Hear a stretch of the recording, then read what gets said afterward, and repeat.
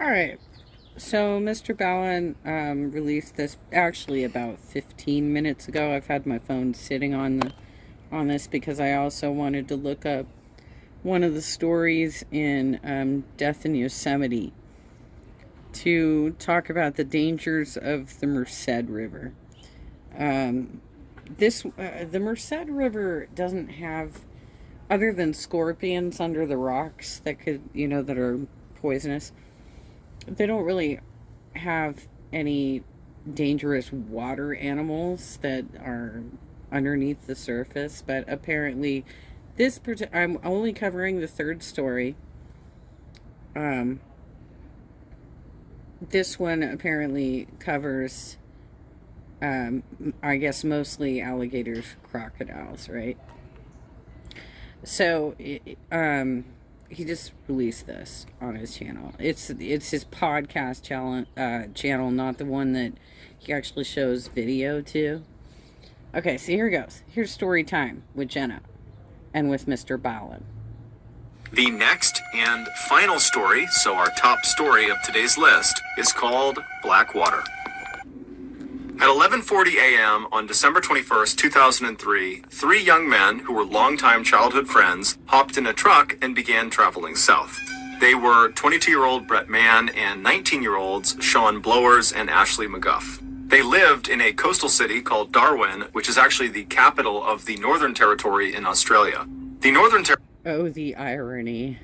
Territory, also known as the Top End, is located in the central north of the continent. It is 6 times larger than the UK, but has 280 times less people living in it. Specifically, the UK is home to roughly 70 million people, whereas the Top End is home to only 250,000 people, and half of them live in Darwin. There are many reasons why the Top End is so underpopulated, ranging from politics to poor infrastructure, but the most obvious reason that so few people choose to live in this part of Australia is because it is wildly rugged and dangerous. It is scorchingly hot year-round, and the weather in general is just unbelievably unpredictable and violent. And, as the old saying goes, all the animals there are trying to kill you and each other.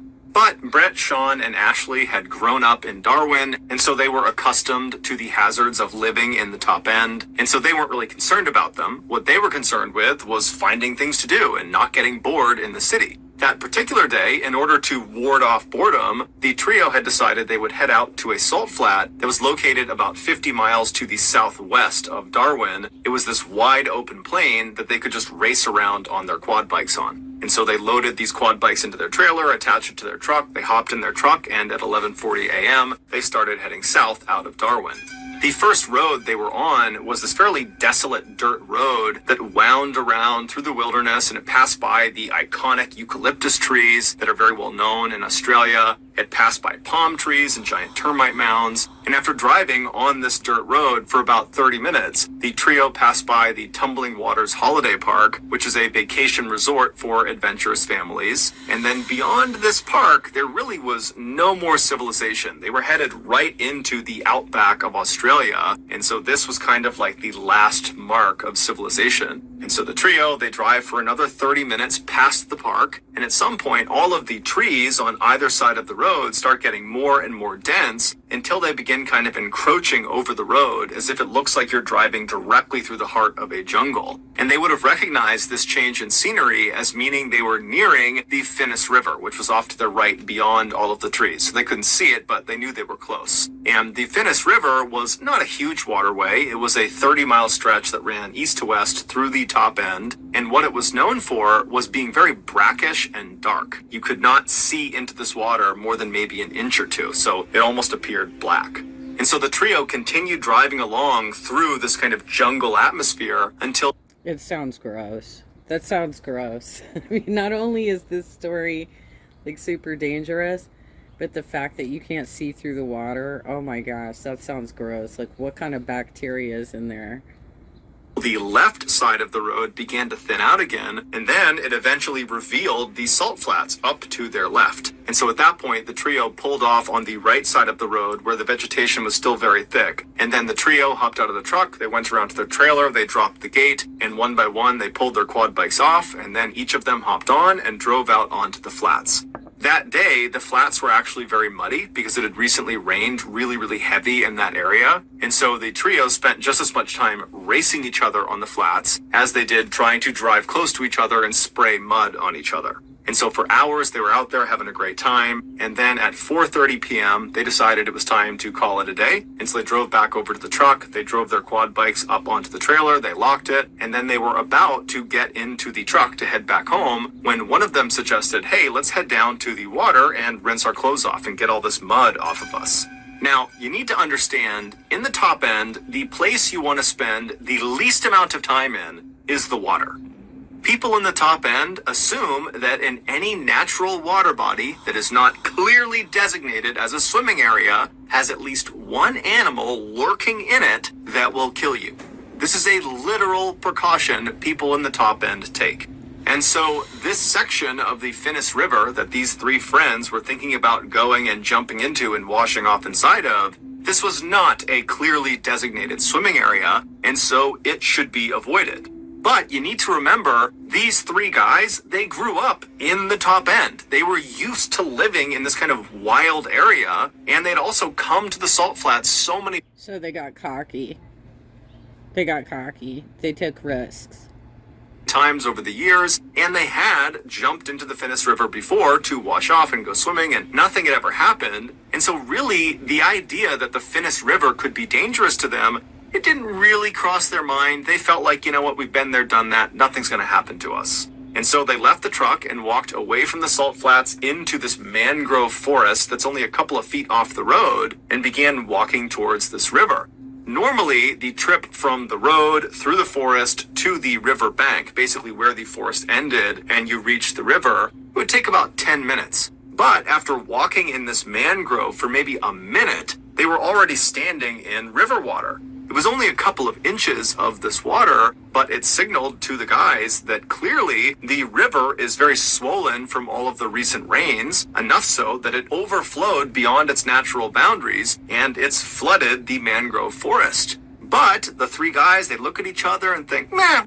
You can be swept off your feet in less than 2 feet of swift moving water. And you can be pulled into the current of a river in less than 2 feet of swift moving water, period. What's the big deal? I'm sure we'll be fine. And so the guys continued moving on, but as the mangroves began to thin out, they began to slow down dramatically. But because the riverbanks on the edges of the Finnis River were very, very steep. If you were standing on dry land, if there was no flooding, and you were right on the edge of the Finnis River, if you took even 1 or 2 steps into the river, you would slip down under the water and the water would be over your head.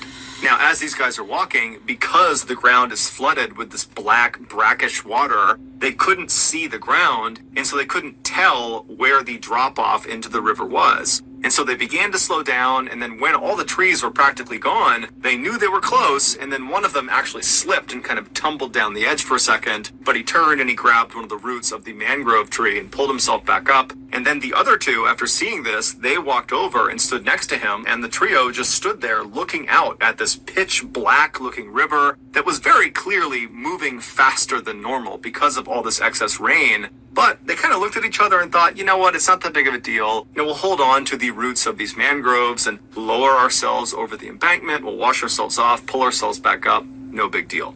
And so they each turned around and grabbed a root of one of the many mangrove trees that marked the edge of this forest. And while holding on, they would lower their lower half down past the embankment until they were submerged. They rubbed all the mud off of themselves, being very careful not to let go of the mangrove at any point. And then as they were about to finish up and pull themselves back up and get back to their truck, when Brett loses his balance and somehow lets go of the mangrove root and slips down the steep embankment, and suddenly the current takes him away from his friends and out to the middle of this river, and before long he's getting pulled downstream.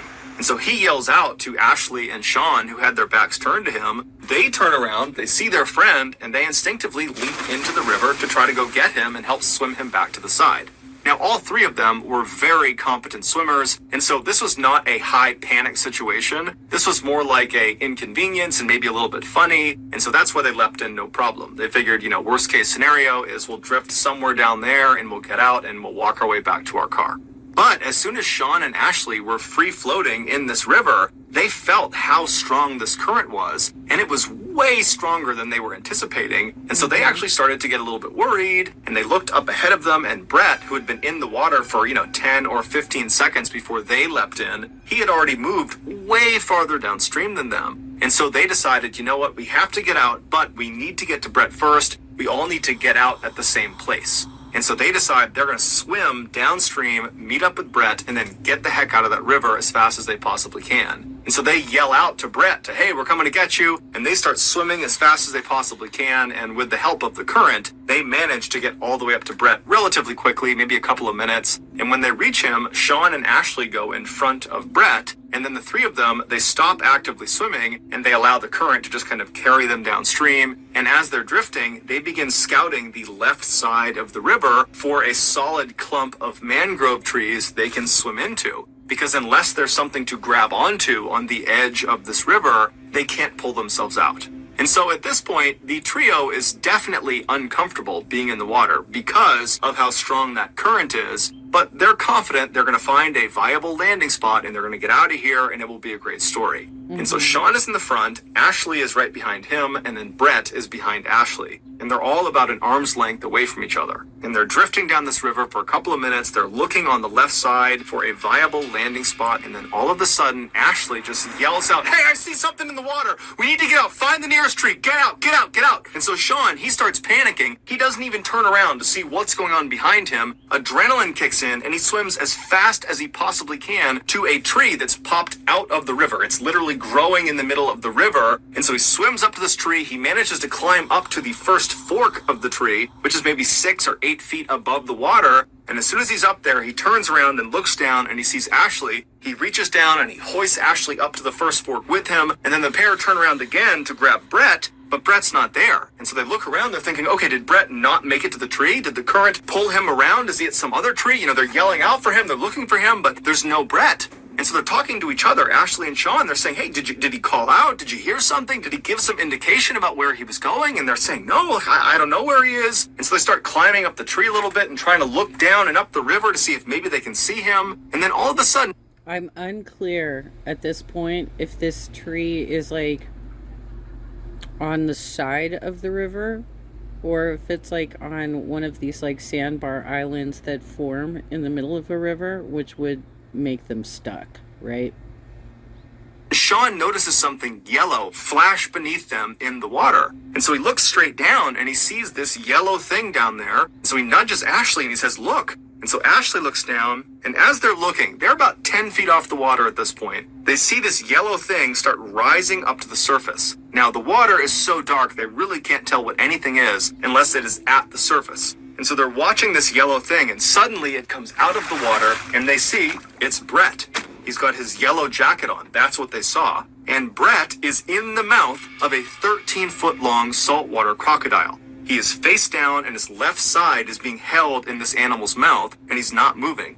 And so Sean and Ashley are so scared, they're just frozen. They're just staring at this monster that's in the water, that's holding their friend underwater, and they can't do anything about it. And for 2 minutes, they just stand there looking at this animal, wondering what's going to happen. And for those entire 2 minutes, the crocodile stared right back up at Ashley and Sean as if it was showing them what it was going to do to them once they got in the water. That I've done this to your friend, I'm getting you to as well. And so they're staring at this animal when suddenly it just kind of goes underneath the water, back down into the black abyss, and it, along with Brett, just disappear.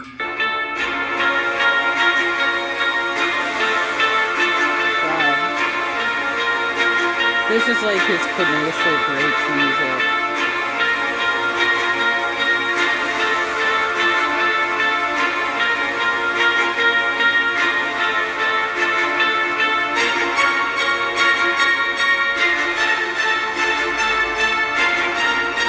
Folks, don't ever go into, first of all, a river that has a high flow going on, because you don't know where you might get trapped.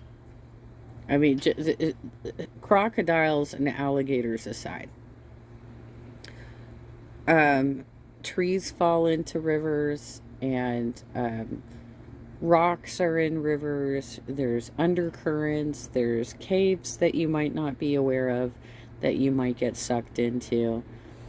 Unless you are in an area that has been approved for swimming, don't fucking try and get into a river. Like, that's so crazy. Like, even if you think that you're, oh, well, I've been around this place forever, and I know the locals tell me that it's not exactly safe, but I've been in there many, many times, right? Plus, he already established there was heavy rain flow before they actually got into, like, the salt dunes that they were going with their quad runners were muddy, right? So there was already an escalated flow of water going down this river, and it's so dark you can't see through the water. I mean, come on.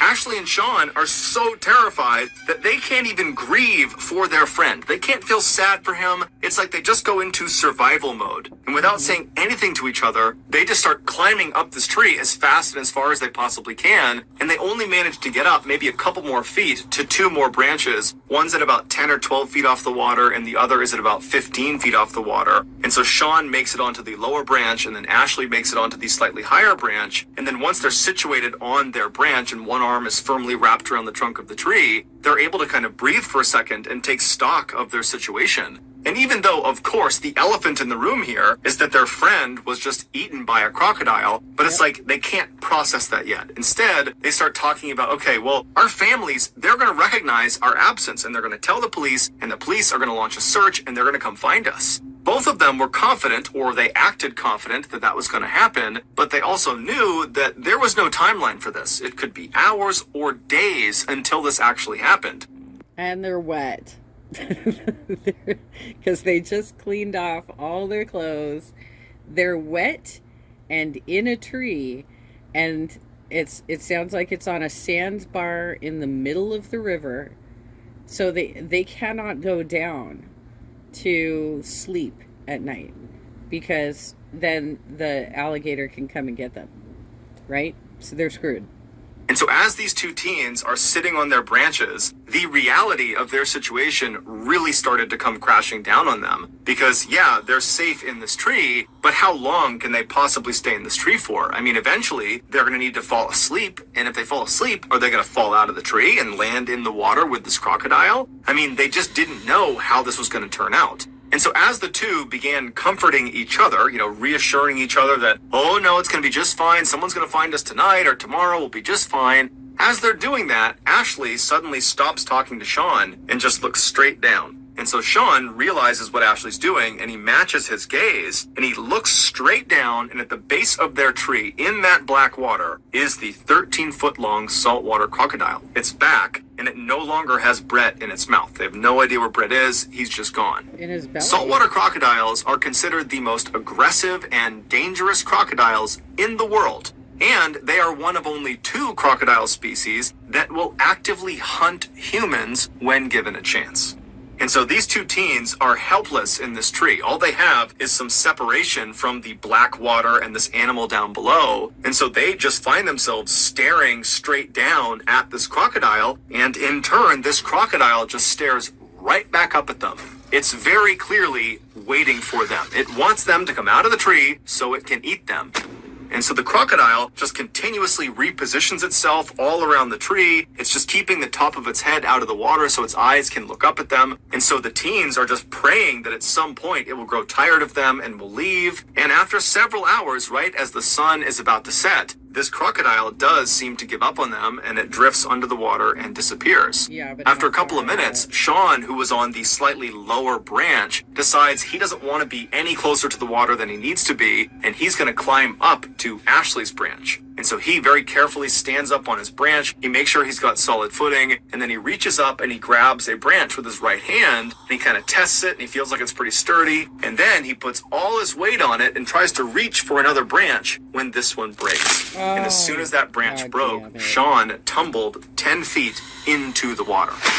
So he hits the water, he goes all the way under, he sinks a few feet under, and immediately he's turned around and he's trying to swim as fast as he can to the surface, and he's just expecting at any moment this crocodile is going to bite him. He gets to the surface and he looks around. It's a little bit dark, but he can immediately see his tree, and he realizes the current has pulled him away from his tree. And so in a panic, he starts swimming and kicking his legs as hard as he possibly can to get back to this tree. And he knows the whole time he's kicking his legs, he's just attracting the attention of this crocodile, but he's got nothing else he can do. He's got no other tree he can reasonably get to that will provide safety from this animal. And so with every ounce of energy he's got, he kicks and swims, and finally he manages to grab a root of this tree that his friend is still inside of, and he begins pulling himself with his lower half still submerged in the water. And so as he's dragging himself towards the trunk of this tree, he's just waiting for this crocodile to bite down on his legs. And finally he gets to the trunk of the tree, and he's able to pull his body out of the water, and he clambers up to that original branch he was on. And then he and Ashley work to get him up to Ashley's branch. And as soon as he sits down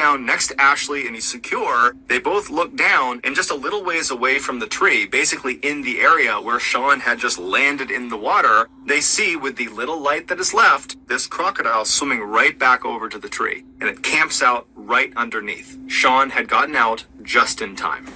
When the sun finally did set about 10 or 15 minutes later, it became pitch black. There's no ambient light in this part of the world. There aren't any buildings or cities close enough to this area, and so it is truly pitch black. And so they could no longer see the crocodile down below. But they knew it was there because periodically they would hear it repositioning itself right underneath them. Also, because it was so dark, the two teens could not actually see each other. And so they began holding on to each other, and then anytime either of them moved, they would announce their movement to the other, just so they knew they had not fallen asleep and were not falling out of the tree to a horrible death. And so They should have started, like, singing to each other and telling each other stories and stuff. Because, I mean, that's when you have to, like, really work to stay awake. If you're in an emergency survival mode like that, that is... Oh, my God. Why would they put themselves in that position? That's terrible. Hours went by like this, where it was silence with the exception of the sounds of this crocodile repositioning itself periodically. A little after midnight, a huge storm rolled into this area, and it began absolutely downpouring, and the raindrops that were hitting the river were so loud that the teens could no longer hear the sound of this crocodile, and so they had no idea if it was still down below them or not. But every time lightning would strike, it would illuminate the sky for that flash of a second, and in that flash, they would look down, and there would be the crocodile. After several hours of this super intense downpour, the two teens also... And they're also in a lightning rod now, because they're in a tree. You shouldn't be in a tree during a lightning storm. Started to become concerned that all this additional rain could raise the water level of the river all the way up high enough that this crocodile might be able to jump out and reach their legs.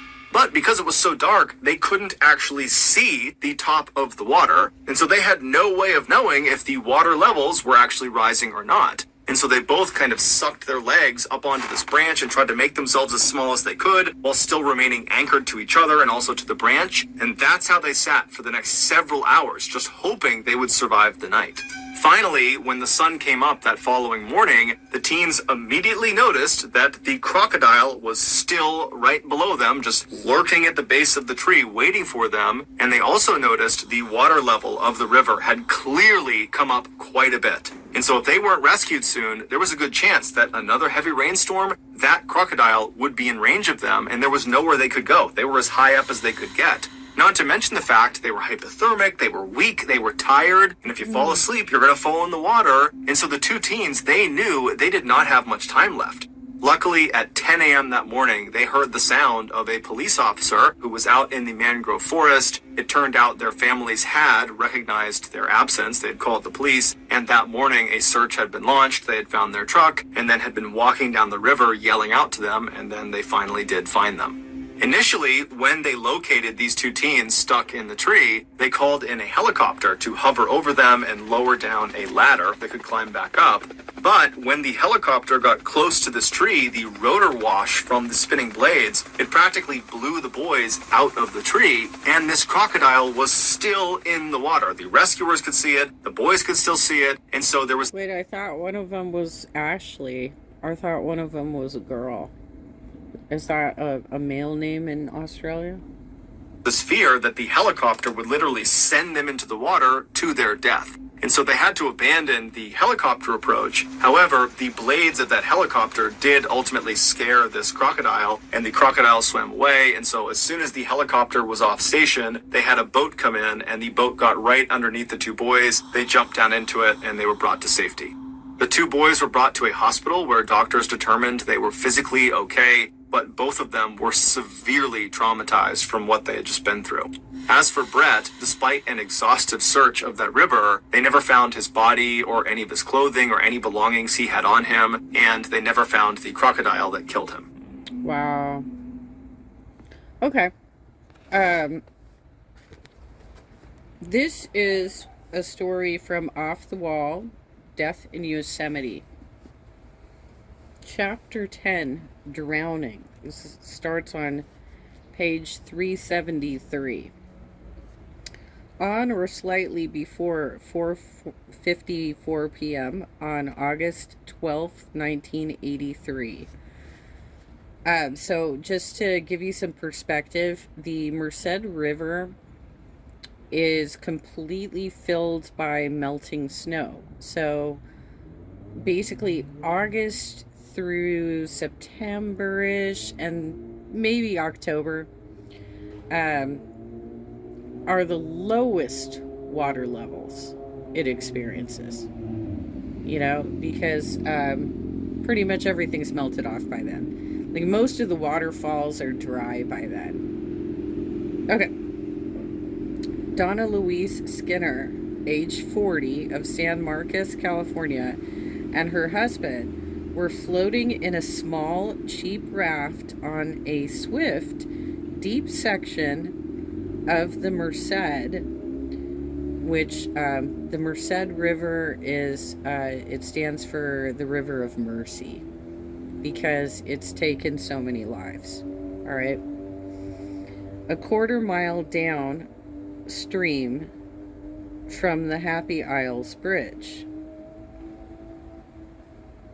This seems like a really weird place to actually have an accident like this, because I know that my family has personally like put like inflatable rafts in the river near the Lower Pines campground, where it sounds like this kind of happened. And especially in August, it's not really making a lot of sense to me, but I guess this must have been like an El Nino year or something. This stretch was noted for its hydraulics, created by numerous pour-over boulders. I mean, that's like everywhere in the river, though. I mean, like, you have to be careful throughout the entire river. All right. The NPS signs posted along the road warned of the dangers here. I'm unaware of any of these signs, because it's literally what they are describing is right next to the campgrounds. And I don't recall there being any signs. All right. The navigational skills of the couple, um, Donna had no real whitewater training, proved unequal to this challenge. They actually um, had banned whitewater rafting in Yosemite until quite recently. I want to say it was like the aughts that they started doing a thing where you could rent rafts and you have to enter right around Curry Village, which is slightly downriver from this section that they're discussing.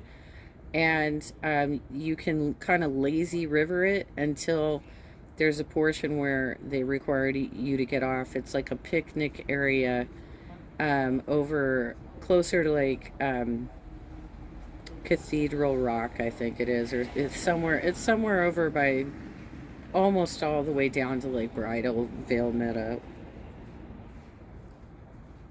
Very, very shortly after putting onto the river, their tiny raft collided with an emergent rock.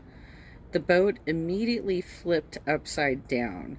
Both husband and wife were dumped into the river. Equipped with minimal horse collar or toilet shaped, seat shaped life jacket, Mr. Skinner managed to swim downstream past the big hydraulic. I don't know if I've been in that particular section of the river, but I think I probably have. The big hydraulic. All right. Luckily, he escaped a series of dangerous strainers of downed driftwood trees. The reason they don't remove any of the trees from the river is because it's very important for the ecosystem. That's where fish tend to, I guess, nest. I don't know if I'm using the appropriate terminology there, but they reproduce in these downed trees, and so it's a very important part of the ecosystem to go ahead and allow the trees to continue to be in the river, right? About 250 yards downriver, he climbed out on a big rock in midstream. He scanned the river for his wife. After a minute of not seeing her, he re-entered the stream. It's not a stream. Give me a goddamn break. It's a fucking river. It's not a stream. 50 yards farther, he paddled into shallow water. From there, he yelled for help to a passing valley shuttle bus. Okay, so you know what? This probably happened pretty close to Curry Village. Or it could have been the campgrounds. Because, like, literally you can't... the most dangerous parts of the river don't have shuttle bus stops near them. Okay? He told those aboard that he lost track of his wife in the river after their raft had upset. The bus was equipped with a radio. The Curry Company driver now punched his transmit button to get park dispatch.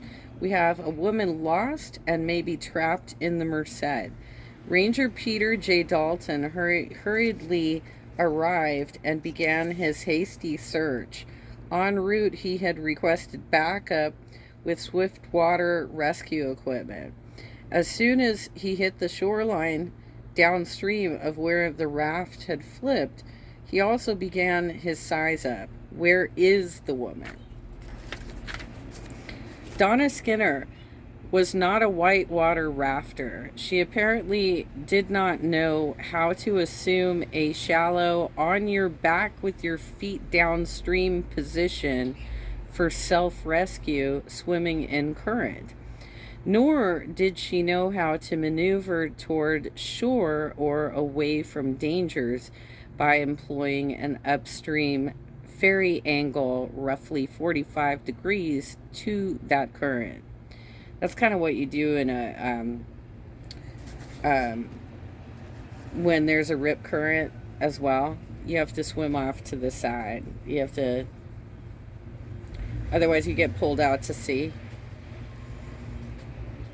Indeed, she likely did not even understand the extreme dangers posed to a swimmer by the old driftwood trees which lay waterlogged and mostly submerged in the river. This lack of training would quickly prove a big problem. Ominously, at 5:04 p.m., at least 10 minutes after the mishap, Dalton spotted a drifting life jacket. It was a simple horse collar type, not recommended for use in moving water. Either the missing woman had not even been wearing it, or else she had lost it when the current had ripped it off her. Losing it would be easy. Only one tie actually held it on. In either case, without a life jacket, her prognosis plummeted. At a loss for any other clue, the ranger continued searching upstream. If the life jacket had just been up there, maybe its owner was still up there too. This is a quote. I proceeded upstream, checking any strainer that might have trapped the missing woman. 2 minutes later, 100 yards upstream on the river, right, I observed what appeared to be Donna, wrapped around a submerged log 40 feet from the riverbank. The current had pinned Mrs. Skinner, he now saw, under 1.5 feet of swift water and against a partly submerged snag. The star-shaped root ball of a tree, more than a foot thick, in one of the main channels. He stared intensely. All he could see under the surface were the trapped woman's arms and head. She was completely submerged. He hit his transit button to dispatch and told the ranger on duty exactly what he wanted the Swiftwater rescue team to do once it caught up with him. He then added that he would soon be out of radio contact. Of the 40 feet of channel between Dalton and the trapped woman, 20 were flowing strongly and 12 feet deep. Again, immediately downstream of this point of the river, narrowed and washed through a series of strainers formed by downed trees and drifting logs. Such strainers are the #1 killers of people caught in the current.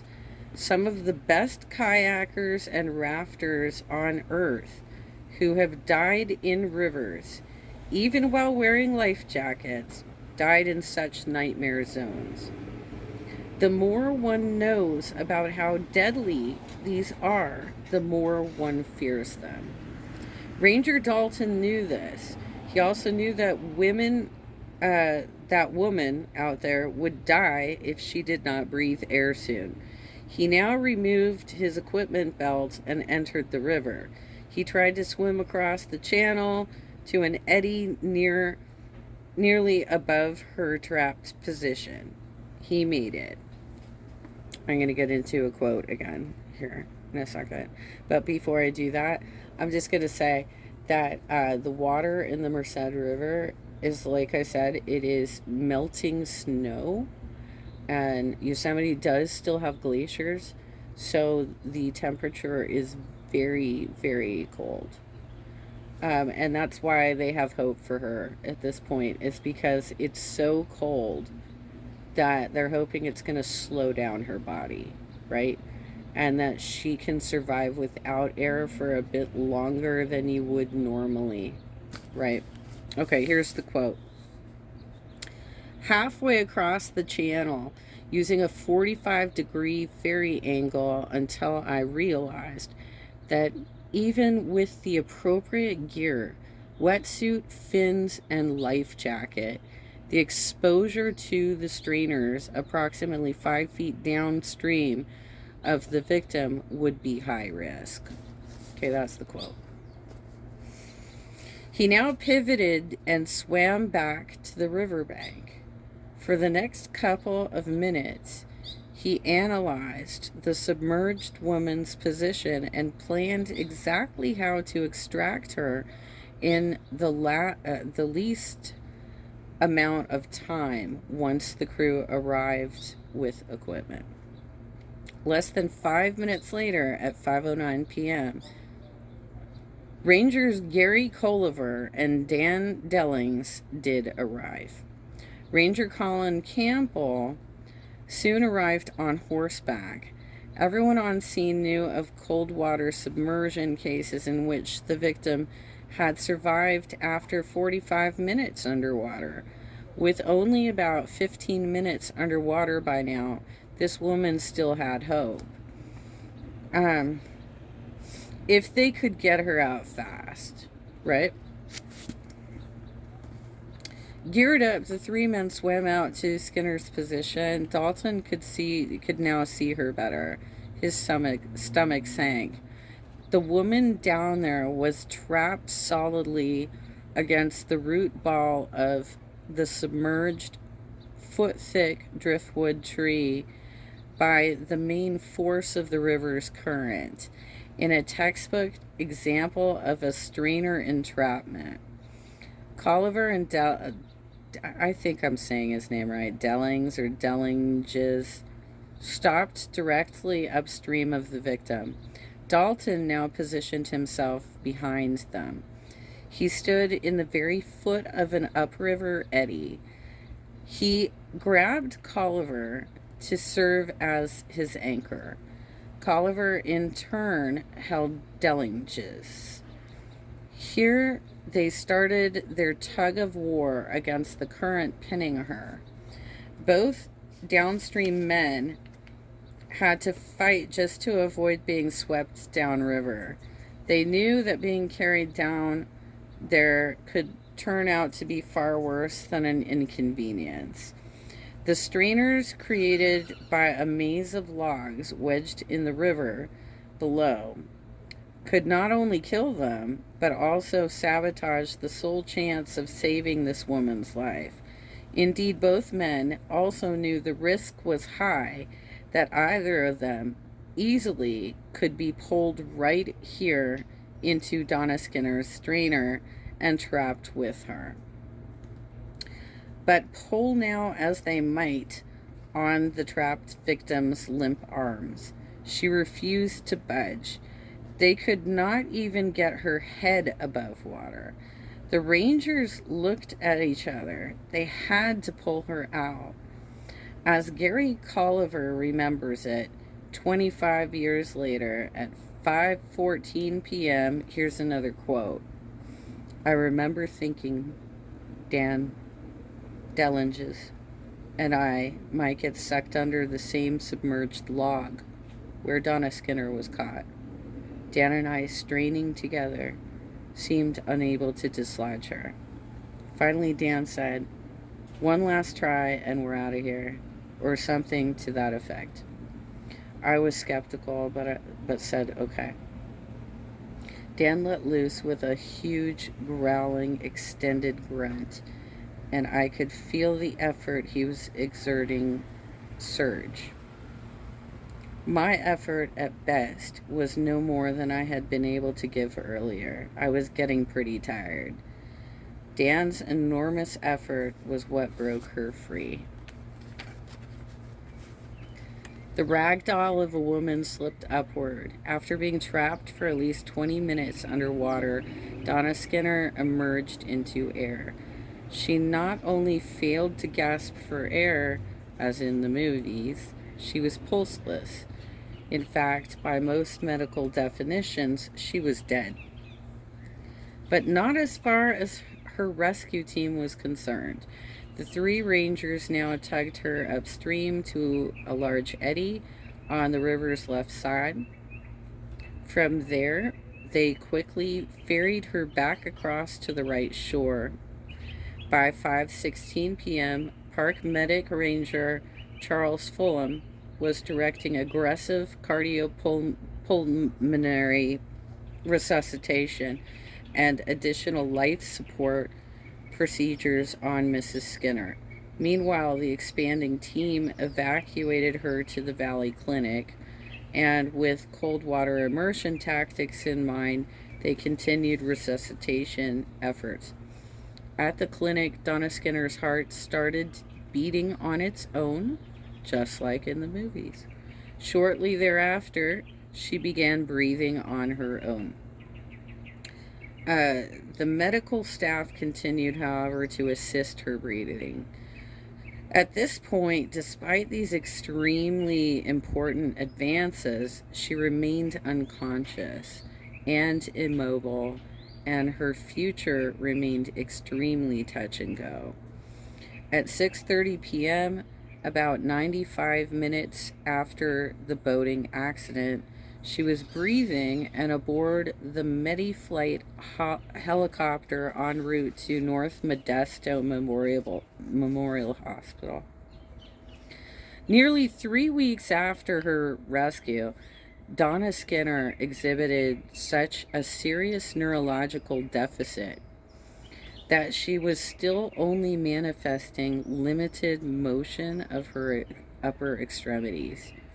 Dr. Jonathan P. Weissel noted it appears the time of hypoxia was more extensive than originally believed, and the protecting qualities of hypothermia do not appear to have been enough.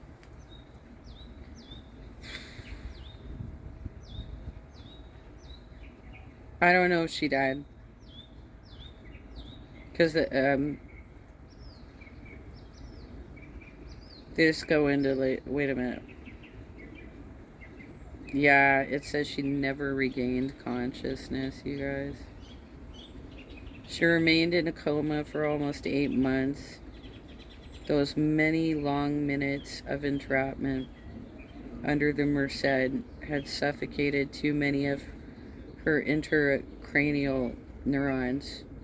Eventually, on April 6, 1984, in San Marcos, California, in the San Diego area, her life ended.